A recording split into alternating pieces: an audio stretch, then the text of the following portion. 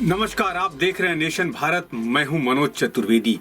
करीब करीब 2 महीने के बाद बिहार मंत्रिमंडल के विस्तार की योजना बनी और आज मंत्रिमंडल का विस्तार हो रहा है। लेकिन बीजेपी में ही विरोध के स्वर जो हैं वो फूट पड़े हैं, बगावत के स्वर फूट पड़े हैं।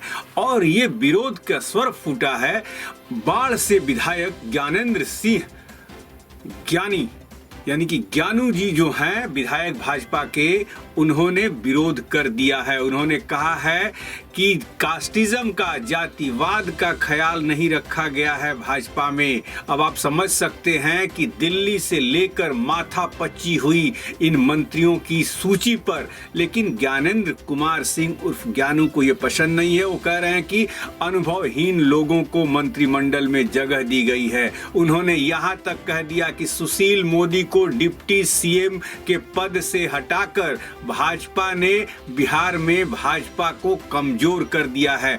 क्या कुछ कह रहे हैं ज्ञानेंद्र कुमार सिंह उर्फ ज्ञानू, भाजपा के बाढ़ से विधायक, आपको सुनवाते हैं। ये आदमी, उनको मंत्री नहीं बनाया गया और नौसिखिए लोगों को मंत्री बनाया गया है, अनुभवहीन लोगों को।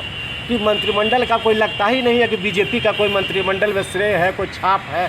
सुशील मोदी जैसे जो भाजपा को खड़ा किए बिहार में, जो ये किए, उनको मंत्रिमंडल से यहाँ से डिप्टी सीएम से हटा के और हल्का कर दिया गया बीजेपी को यहाँ। और इससे बढ़िया तो नीतीश जी ज़्यादा अपर कास्ट को ज़्यादा ये किए।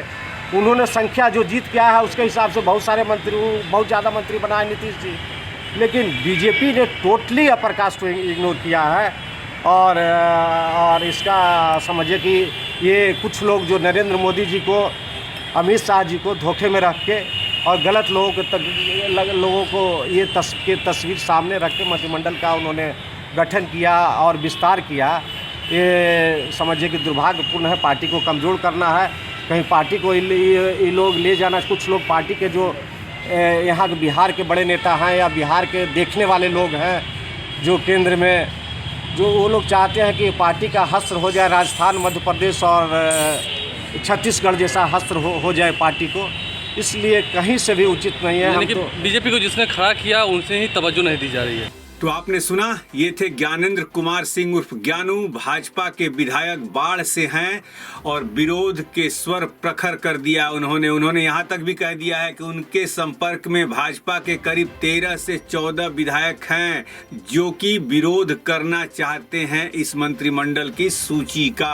अब देखना है कि भाजपा नेतृत्व ज्ञानेंद्र कुमार सिंह उर्फ ज्ञानू पर क्या एक्शन लेती है पार्टी के अनुशासन को तोड़ने के लिए। इस पर भी नेशन भारत की नजर बनी रहेगी। आप बने रहिए नेशन भारत के साथ। नेशन भारत चैनल को सब्सक्राइब कीजिए, हमारे फेसबुक पेज को लाइक कीजिए। आप हमें ट्विटर पर भी फॉलो कर सकते हैं। नमस्कार।